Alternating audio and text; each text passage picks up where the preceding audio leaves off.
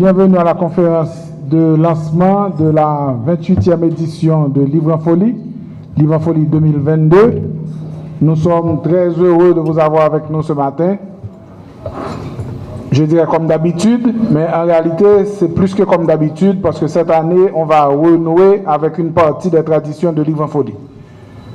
Pendant la pandémie Covid 2020-2021, il n'y avait pas de présentiel du tout à Livre en Folie. C'était seulement la vente en ligne. Cette année, on a le bonheur de recommencer avec un petit public, une partie de ce que proposait avant Livre en Folie. Livre en Folie cette année a changé de local à nouveau. Cette fois, Livre en Folie va se dérouler le 16 juin au Caribé, là où nous sommes ce matin. Livre en Folie aura la chance d'avoir 135 nouveaux ouvrages haïtiens qui seront présentés pour la première fois à l'occasion de cette édition. Il y aura 108 auteurs en signature. Alors pourquoi 108 auteurs en signature et 135 ouvrages?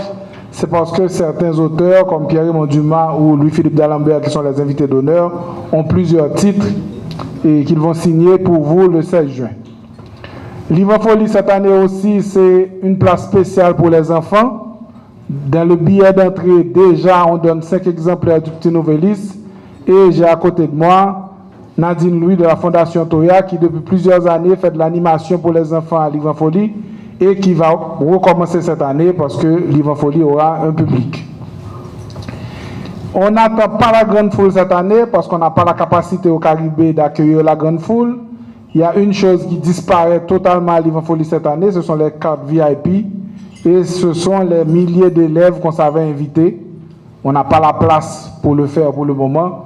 On espère pouvoir le faire bientôt, l'année prochaine, et pour accueillir tout le monde. Ce matin, la vente en ligne a commencé. 1200 ouvrages sont disponibles sur le site www.livreenfolie.com. C'est déjà Livre en Folie qui commence. Ça va se poursuivre jusqu'au 19 juin. Livre en Folie aussi, c'est des conférences cette année. Pas la quinzaine du livre, mais la semaine de Livre en Folie. Parce qu'on n'a pas pu faire des programmations pour toute une semaine. Il y a beaucoup de nos partenaires qui jusqu'à présent n'ont pas recommencé à recevoir du public. La Focale n'a pas recommencé, l'Institut français n'a pas recommencé. On va faire des conférences ici, dans cette salle, et de petits formats, mais qui seront diffusés sur Magic 9 et sur Télé 20.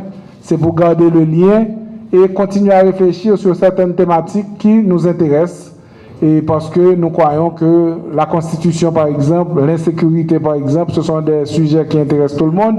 Et les conférences aussi vont permettre de rendre hommage à des disparus.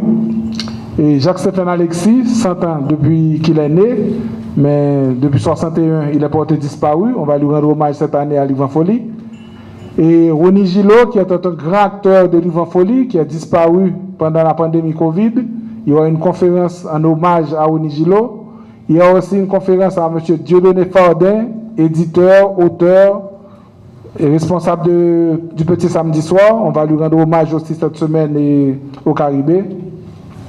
Et enfin, il y aura des conférences, particulièrement à la BID, avec les invités d'honneur, avec aussi les jeunes prix des chants de ces 2 dernières années qui n'avaient pas eu la chance de participer à Livre en Folie. Ils vont participer à une conférence avec des écrivains confirmés comme Louis-Philippe d'Alembert, comme Pierre-Raymond Dumas, parce que pour nous, il est important de mélanger les générations.